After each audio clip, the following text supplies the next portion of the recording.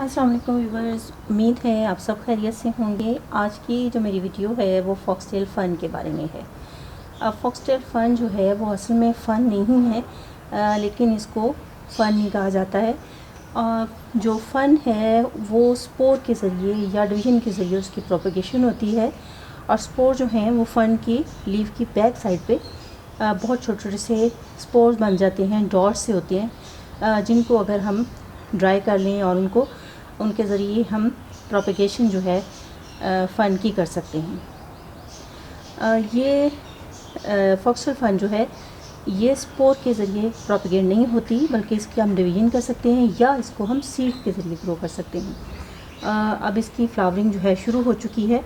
ये देखें, बेशुमार जो है इसमें फ्लावर लगना शुरू हो गए हैं। प्लांट देखें, अगर प्लांट की ग्रोथ अच्छे से चल रही हो तो इसमें बहुत ज़्यादा फ्लावर लगते हैं। ये देखें, ये चीज़ तमाम इसमें फ्लावर्स बन रहे हैं और ये फ्लावर जब मुरझा जाएंगे तो इसमें सीड बनना शुरू हो जाते हैं। और वो ग्रीन कलर का जो है एक छोटा सा फ्रूट होता है, इसमें पकने पे उसका कलर तब्दील होकर रेड हो जाता है। और जब उसको हम इससे उतारें तो उसके अंदर ब्लैक कलर का एक सीड होता है।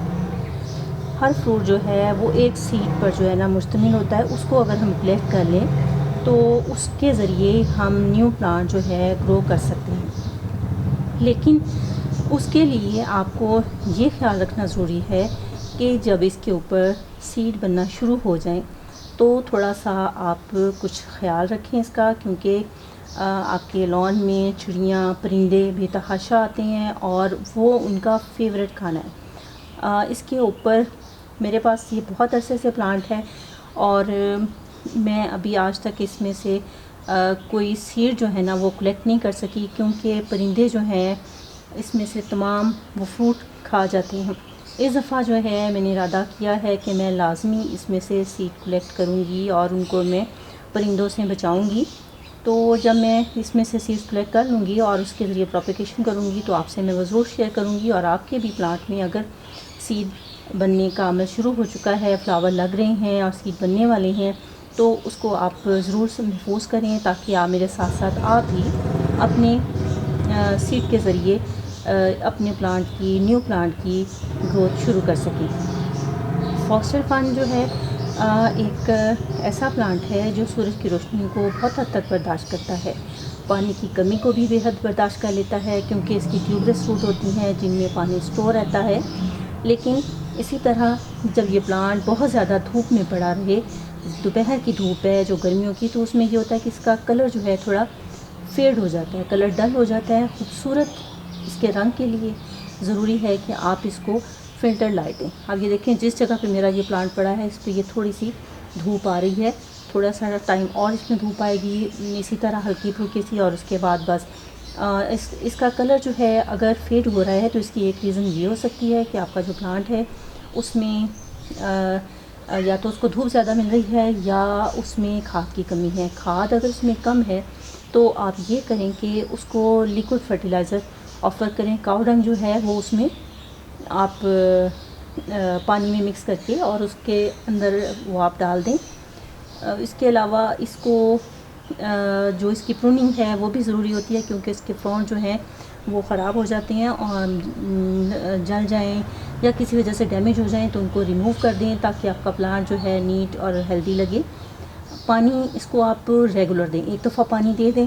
मैंने इसके लिए बड़ा पॉट यूज़ किया है ताकि इसकी मुझे बार बार डिवीज़न ना करनी पड़े। इसकी डिवीज़न करने के चक्कर में मेरे ये इसके फ्रॉन्ट जो हैं बहुत ज़्यादा या स्प्रेज जो हैं वो काफ़ी ज़्यादा ख़राब भी होती हैं, तो इस वजह से मैंने इसके लिए एक बड़ा पॉट यूज़ किया। लेकिन उस पॉट में मैंने ये किया कि तकरीबन 3 इंच जगह जो है मैंने उसमें खाली छोड़ी, ताकि एक तो ये कि मैं जब इसको पानी दूँ तो पानी इसको अच्छे तरीके से दिया जा सके।